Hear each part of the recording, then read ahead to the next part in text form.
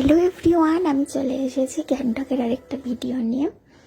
আজ আমরা বেরিয়েছিলাম আশেপাশেটা ঘুরে দেখতে। আর সেদিন বেরিয়ে আমরা এমজি মার্গে ঘুরেছিলাম, কিন্তু এই জায়গাটায় আসা হয়নি, অনেকটা রাত হয়ে গেছিল তাই। তো আজ প্রথমেই এটাতে এসছি। বেশ সুন্দর করেই সাজিয়েছে জায়গাটা, তবে মনে হচ্ছে এটা তৈরি হচ্ছে, কারণ ভিতরটা ফাঁকা ছিল, যেটা মূল এন্ট্রি পয়েন্ট ওই পাশে ছিল, ওটা ফাঁকা ছিল। আমার মনে হয় ওখানে আরো নতুন কিছু স্টল বা ওরা নতুন ভাবে আরো কিছু সাজাবে হয়তো। আমাদের হোটেলের একদম পাশেই ছিল এই শপিং মলটা। আজ ওয়েদারটা বেশ ভালোই ছিল রাতে, কিন্তু খুব মেঘ ছিল আকাশে এবং মাঝে মধ্যেই মেঘ চলে আসছিল। নিচে যেমন ঘোরার জায়গা ছিল, তেমনি ওপরেও যাওয়ার জায়গা ছিল।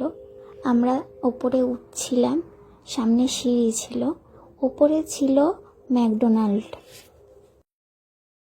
এছাড়া আর অন্য কোনো স্টোর চোখে পড়েনি, হয়তো এটা নতুন হচ্ছে তাই এখানে আরো স্টোর হতে পারে।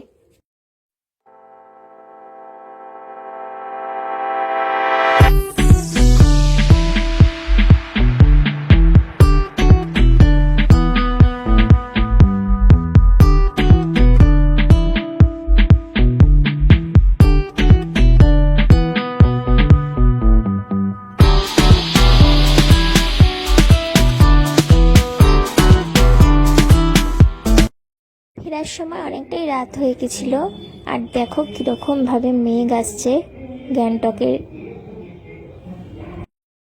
ভীষণ ঠান্ডা লাগছিল, ঠান্ডা হাওয়াও দিচ্ছিল এবং সাথে এইভাবে মেঘগুলো উড়ে উড়ে আসছিল।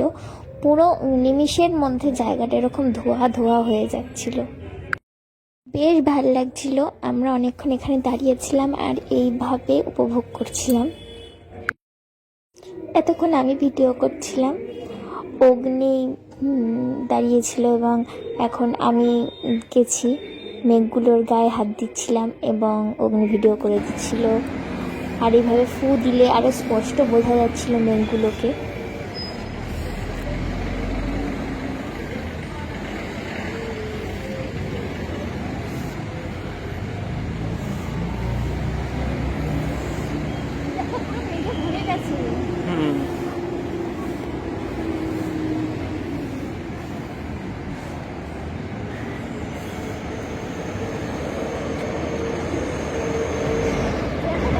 দেখো কি সুন্দর মেঘে ভরে গেছে।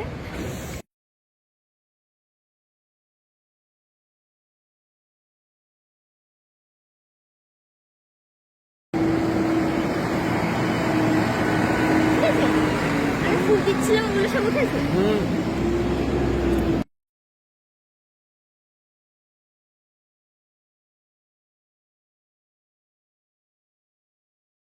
এখানে একটা ব্রিজ আছে, এটা দিয়ে আমরা হেঁটে যাচ্ছি।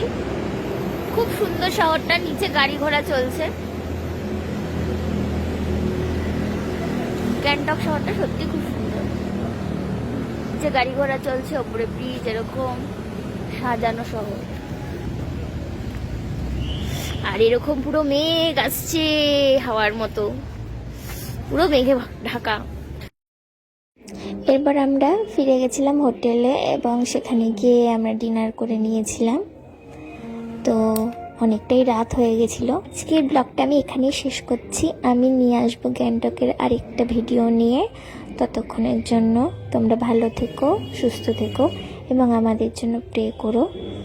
তো চলো, টাটা, আবার দেখা হবে অন্য কোনো ভিডিও নিয়ে। ততক্ষণের জন্য বাই।